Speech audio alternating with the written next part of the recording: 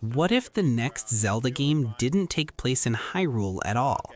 What if Link's next adventure sent him not to another kingdom, not to another realm, but beyond the sky itself, into the cosmos?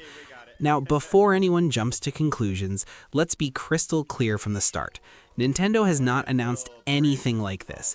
There are no leaks, no credible rumors, no developer hints about Zelda going to space. But here's what makes this speculation fascinating. The Zelda series has already laid groundwork that makes cosmic exploration feel less like science fiction and more like the natural next step in the franchise's evolution. And when examined through the lens of what the games have actually established, the possibility becomes surprisingly compelling. This is pure speculation, fan theorizing, and imaginative exploration, but it's speculation grounded in decades of actual Zelda lore, established game mechanics, and the series' documented history of radical reinvention. So let's explore what a cosmic Zelda could look like if Nintendo ever decided to take that leap, and why the foundation for such a transformation already exists within the games themselves. The Zelda series has never been afraid of dramatic setting changes. The original Legend of Zelda in 1986 established Hyrule as the primary setting, and for years fans assumed every game would take place there. Then Majora's Mask in 2000 completely upended that assumption by transporting Link to Termina, an entirely separate parallel world with its own rules, inhabitants, and mythology. This wasn't just a different region of Hyrule, it was explicitly a different dimension accessed through a mysterious portal. A Link Between Worlds in 2013 introduced Lorule, a dark mirror dimension to Hyrule with inverted geography and corrupted versions of familiar landmarks. The game established that multiple parallel worlds exist simultaneously, separated by dimensional barriers that can be crossed under the right circumstances. Twilight Princess in 2006 revealed the Twilight Realm, another separate dimension inhabited by the Twily race, showing that Hyrule exists within a multiverse of connected but distinct realities. Even more relevant to cosmic exploration is Skyward Sword from 2011. This game literally begins with Link living on a floating island in the sky above the clouds that hide the surface world below. The people of Loft Sky have lived in the sky for generations, completely unaware that solid ground exists beneath them. The game establishes that the goddess Hylia deliberately separated humanity from the surface to protect them from demonic forces. Sky travel via loft wings is central to the gameplay, and the game treats vertical exploration with the same importance other Zelda titles give to horizontal exploration. Breath of the Wild in 2017 and Tears of the Kingdom in 2023 expanded this vertical dimension dramatically. Tears of the Kingdom in particular features extensive sky islands floating throughout Hyrule's atmosphere, connected by ancient Zonai technology. These aren't just platforms, they're functioning ecosystems with unique flora, fauna, weather patterns, and architectural ruins. The game treats sky exploration as equal to surface and underground exploration, creating a three-dimensional world that extends far above and below the traditional ground level. What's crucial here is that Zelda has consistently expanded its scope with each major innovation. The series started with a single overworld. It added parallel dimensions, it added time travel, it added underwater exploration, sky exploration, and underground exploration.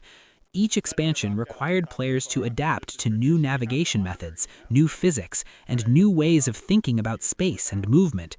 A cosmic setting wouldn't be a departure from this pattern, it would be the continuation of it. Now, let's talk about what actually exists in Zelda lore that could theoretically support cosmic exploration. The Zonai civilization, featured prominently in Tears of the Kingdom, remains deeply mysterious. The game establishes that the Zonai came from the sky, built incredibly advanced technology, and possessed knowledge far beyond any other Hyrulean civilization. Their constructs use energy sources that aren't fully explained. Their architectural ruins appear on sky islands with no clear explanation of how they were built or why they're positioned at those specific altitudes.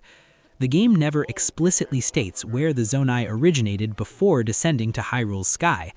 Developer interviews and the Creating a Champion art book for Breath of the Wild describe the Zonai as descended from the heavens, but this phrasing is deliberately vague. Did they come from higher sky islands? From somewhere beyond the atmosphere? The game doesn't say, which leaves room for interpretation. The dragons in Breath of the Wild and Tears of the Kingdom present another intriguing element. These massive creatures, Dinral, Farosh, and Nadra, fly in endless loops through specific regions of Hyrule. They're immortal, ancient beyond measure, and possess elemental powers. Tears of the Kingdom reveals that these dragons are actually transformed beings who consumed secret stones, losing their identity and consciousness to become eternal draconic entities. The game establishes that this transformation is irreversible and grants effective immortality at the cost of self. What's interesting is that these dragons fly not just through Hyrule's airspace, but also through the depths, suggesting they navigate through dimensional layers. If beings can transform into creatures that transcend normal physical limitations and exist across dimensional boundaries, what other transformations or forms of existence might be possible? The games don't answer this, but they establish that the Zelda universe contains magic capable of fundamentally altering the nature of existence itself. The Master Sword's origins also hinted possibilities beyond Hyrule. Skyward Sword establishes that the blade was originally the goddess sword, created by Hylia herself. The sword evolves through the game, eventually becoming the Master Sword after being blessed by the three sacred flames scattered across the surface world. But the goddess sword existed before the surface world was even relevant to humanity, suggesting it was created in the sky or perhaps somewhere even more remote. Tears of the Kingdom adds another layer by showing the Master Sword traveling backward through time over thousands of years, maintained by a draconified Zelda. The sword exists simultaneously in multiple time periods, demonstrating that it transcends normal temporal limitations. If the Master Sword can exist outside linear time, could it exist outside normal space as well? Again, the games don't confirm this, but they establish that the blade operates on different physical principles than ordinary objects. The Triforce itself, the series' most iconic artifact, is described in multiple games as a divine relic created by the Golden Goddesses, Din, Nehru, and Farosh, before they departed the world. Ocarina of Time's opening cinematic, referenced in Hyrule Historia, states that after creating the world, the goddesses departed to the heavens. Not to the sky, to the heavens. The distinction is subtle but significant in the original Japanese text, suggesting they went somewhere beyond the physical sky of Hyrule. Where did they go? The games never say. The goddesses created Hyrule and then left, leaving the Triforce behind as their legacy. But they must have gone somewhere, and that somewhere exists outside the scope of any Zelda game yet released. This creates a mythological gap that a cosmic setting could theoretically explore, not as confirmed lore, but as a possibility the existing lore allows for. So if Nintendo were to create a cosmic Zelda, and again, there's no indication they're planning this, what might it actually look like in terms of gameplay? The most immediate consideration would be navigation and movement. Zelda games have always been about exploration, and exploration requires interesting spaces to navigate. The Sky Islands in Tears of the Kingdom provide a potential template. Those islands feature distinct biomes, unique challenges, and meaningful rewards for exploration. A cosmic setting could expand this concept dramatically. Imagine asteroid fields that function like archipelagos in The Wind Waker. Each asteroid could be its own mini-dungeon or puzzle space, with different gravitational poles affecting how Link moves and fights. The gravity suit from Super Metroid provides a useful comparison. It's technology that allows the player character to function in environments that would otherwise be hostile or impossible to navigate. Zelda could implement similar mechanics using Zonai technology or divine artifacts. Zero-gravity environments would fundamentally change combat. The Z targeting system that's been central to 3D Zelda games since Ocarina of Time would need to account for three-dimensional movement in all directions, not just on a primarily horizontal plane. Enemies could attack from above, below, and all sides simultaneously. Breath of the Wild introduced physics-based combat, where environmental factors like weather, terrain, and object placement mattered significantly. A zero-gravity environment would take this even further, making spatial awareness and three-dimensional thinking essential. The Zonai devices in Tears of the Kingdom already demonstrated that players embrace complex construction and physics-based problem-solving. Fans built flying machines, bridges, vehicles, and elaborate contraptions using Ultra Hand and Fuse abilities. A cosmic setting could expand these mechanics by introducing new devices specifically designed for space navigation, propulsion systems, stabilizers, energy shields, and tethering mechanisms that allow Link to pull himself toward objects or pull objects toward himself. Puzzles would need complete reimagining. Traditional Zelda dungeons rely on gravity, water flow, light and shadow, and other environmental factors that behave predictably. Remove or alter gravity, and suddenly puzzles need to account for three-dimensional space, where up and down become relative concepts. The ancient cistern in Skyward Sword, which featured an inverted section where Link walked on the ceiling, provides a glimpse of how disorienting but engaging such spaces can be. Expand that concept to entire dungeons where gravity shifts, rotates, or disappears entirely, and the puzzle possibilities become vast.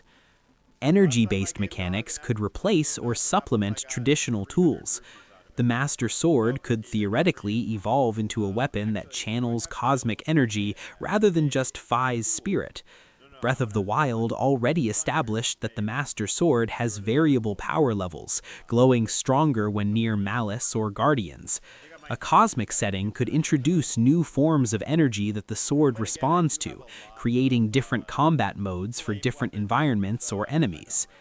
The Sheikah Slate in Breath of the Wild and the Pura Pad in Tears of the Kingdom establish that Link can use advanced technology without it feeling out of place in Zelda.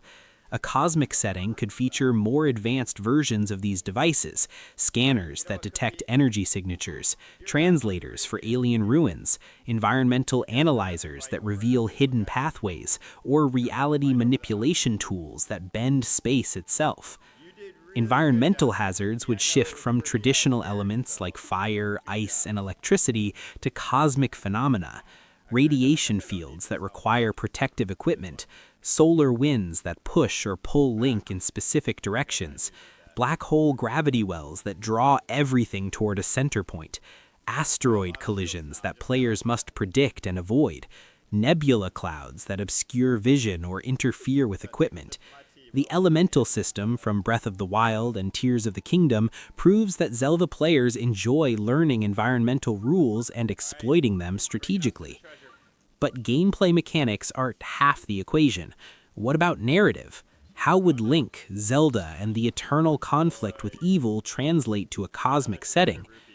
The reincarnation cycle established in Skyward Sword provides the framework.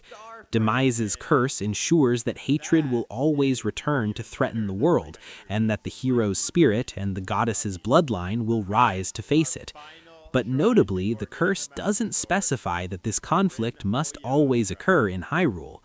The curse is tied to spirits and bloodlines, not to geography.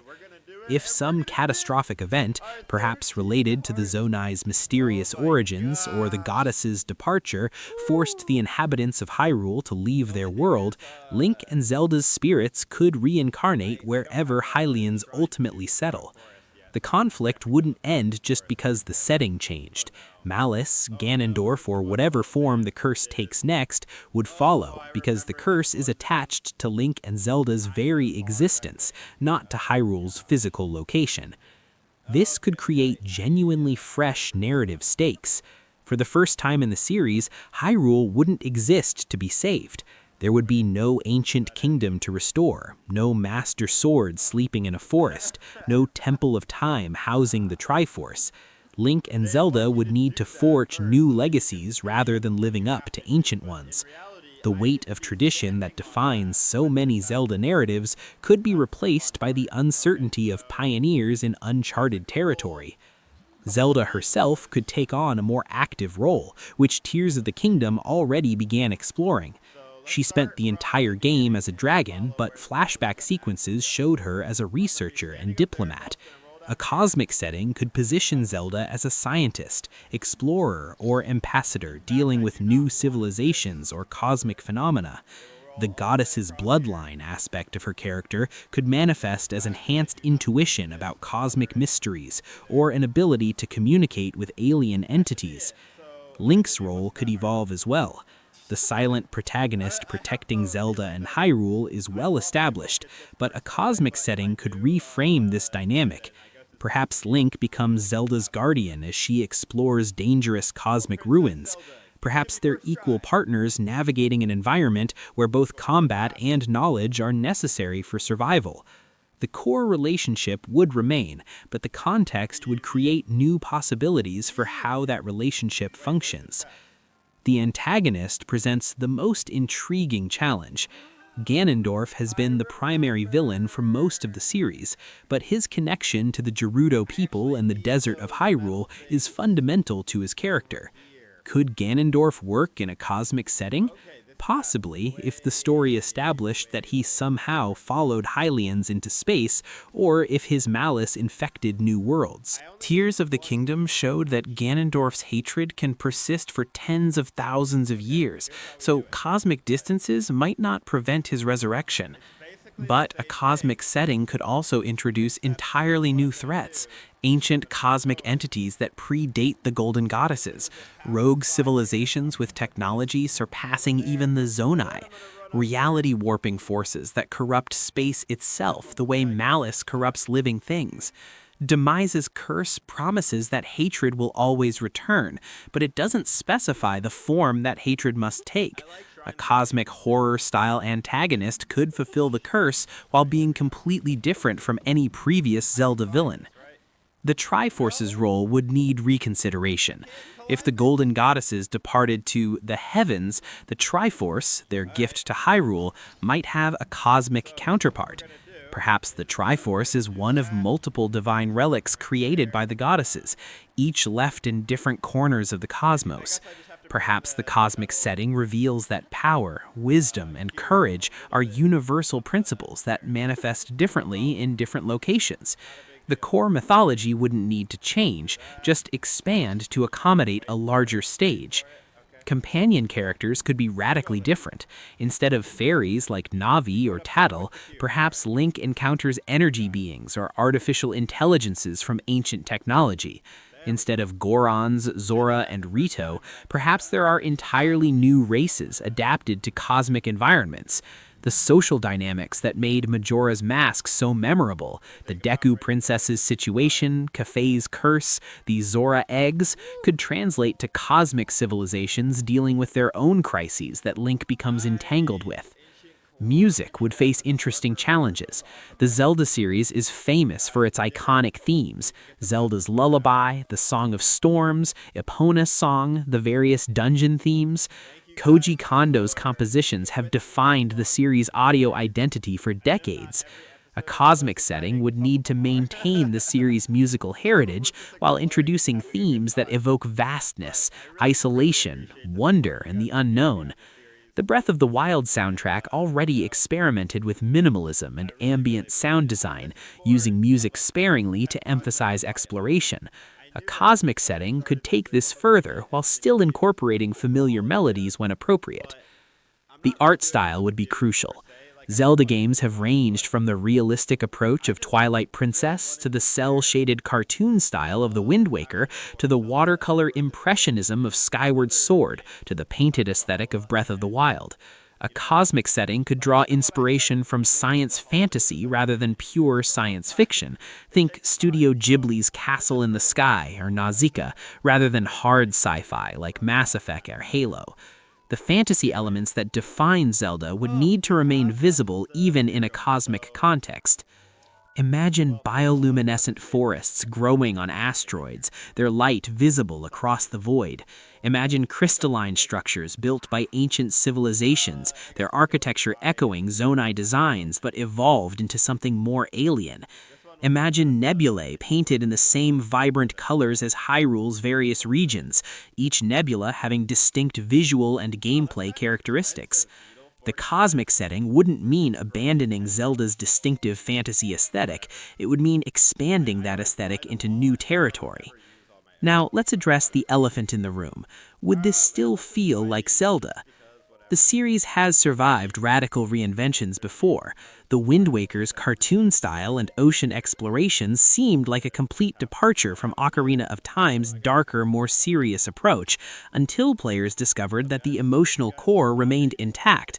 It was still about courage, sacrifice, and the bonds between characters. Breath of the Wild removed traditional dungeons, altered the formula that had defined 3D Zelda games for nearly 2 decades, and gave players unprecedented freedom, yet it became one of the most beloved entries in the series because it captured the spirit of exploration and discovery that made the original Legend of Zelda compelling. What makes Zelda feel like Zelda isn't the specific setting or the exact gameplay mechanics. It's the sense of being a hero on an epic journey. It's exploration leading to meaningful discoveries. It's puzzles that challenge spatial reasoning and creative thinking. It's progression through acquiring new abilities and tools. It's memorable characters and emotional moments. It's music that sticks in memory long after the game ends. It's the satisfaction of overcoming challenges through skill and perseverance. It's the fantasy of being the person who steps forward when darkness threatens. A cosmic Zelda could preserve all of these elements while changing almost everything else. The emotional beats, moments of quiet beauty, epic confrontations, bittersweet partings, triumphant victories could still land with the same impact they do in traditional Hyrule. What a cosmic setting would offer is novelty. After nearly 40 years and 20-plus mainline games, Hyrule is well-trodden territory. Players know to expect Death Mountain, Zora's Domain, the Lost Woods, Gerudo Desert, and Hyrule Castle. These locations are beloved, but they're also predictable.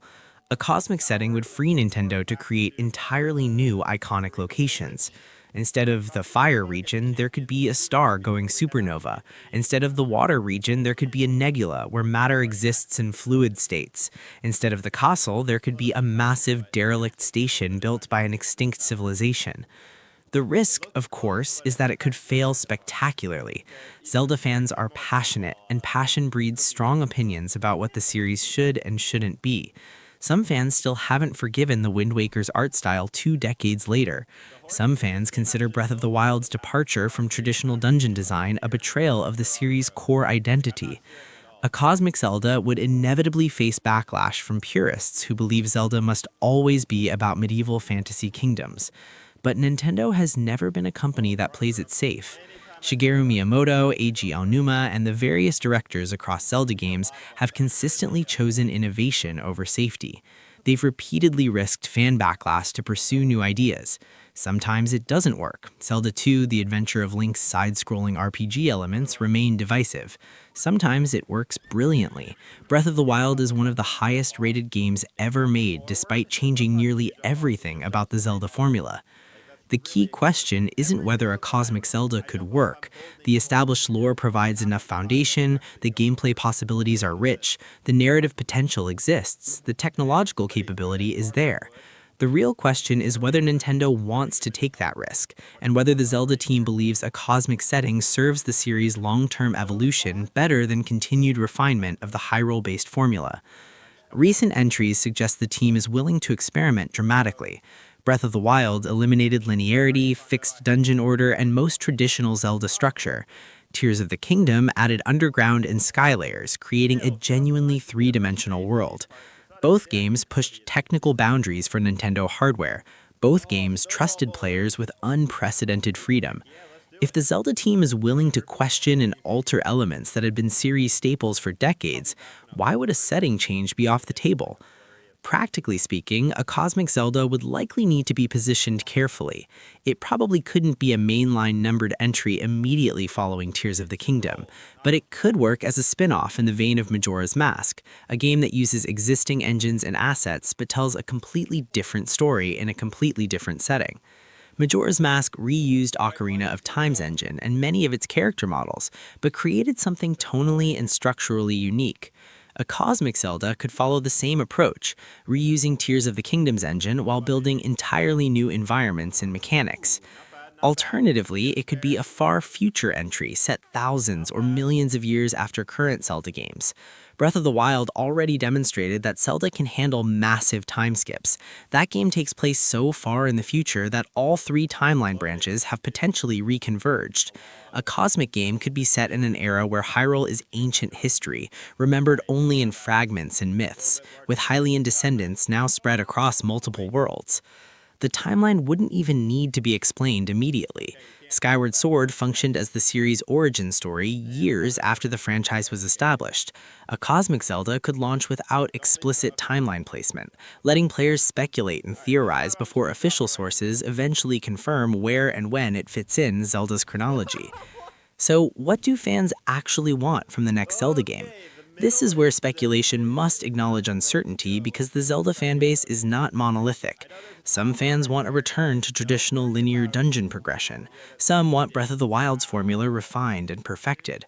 Some want smaller, more focused experiences like Link's Awakening. Some want narrative focus like Skyward Sword. Some want mechanical complexity like Tears of the Kingdom. A cosmic Zelda wouldn't please everyone, no single game could, but it would represent the kind of bold, creative risk that has defined Zelda's best moments. The series has never stagnated, it's never released the same game twice. Even entries that seem similar on the surface, Ocarina of Time and Majora's Mask, for instance, differ dramatically in structure, tone, and focus. The beautiful thing about speculation is that it doesn't require commitment. Nintendo can read community reactions, see what ideas resonate, and incorporate elements that genuinely improve the series, while discarding what doesn't work. If cosmic setting discussions reveal that fans desperately want to see Zonai origins explored, that feedback could inform future games even if they stay within Hyrule's atmosphere. If conversations about zero-gravity combat excite players, similar mechanics could be implemented in traditional settings: floating islands with reversed gravity, underwater combat with six-directional movement, or dimensional rifts with altered physics. The point of imagining a cosmic Zelda isn't to demand Nintendo make it, it's to explore the boundaries of what Zelda could be while still remaining Zelda. It's to recognize that the series has always been about pushing limits and challenging expectations. It's to celebrate that after nearly 4 decades, Zelda remains a franchise willing to reinvent itself, rather than coast on formula and nostalgia. Whether the next Zelda game takes place in Hyrule, in an alternate dimension, or among the stars, one thing seems certain: it won't be predictable. The team behind Zelda has proven repeatedly that they'd rather risk failure through innovation than guarantee safety through repetition. That creative courage is what's kept the series vital across 8 console generations and counting. Could Zelda go cosmic? Based on established lore, gameplay precedents, and Nintendo's documented willingness to take creative risks, the answer is yes, it absolutely could. Will Zelda go cosmic? That's entirely speculation, wishes, and imagination. But sometimes imagining possibilities is how communities discover what they truly want from the franchises they love. Sometimes speculation isn't about predicting the future, it's about exploring what futures might be possible. And in a series that's always been about exploration, discovery, and courageously venturing into the unknown, isn't speculation the most Zelda thing fans could possibly do?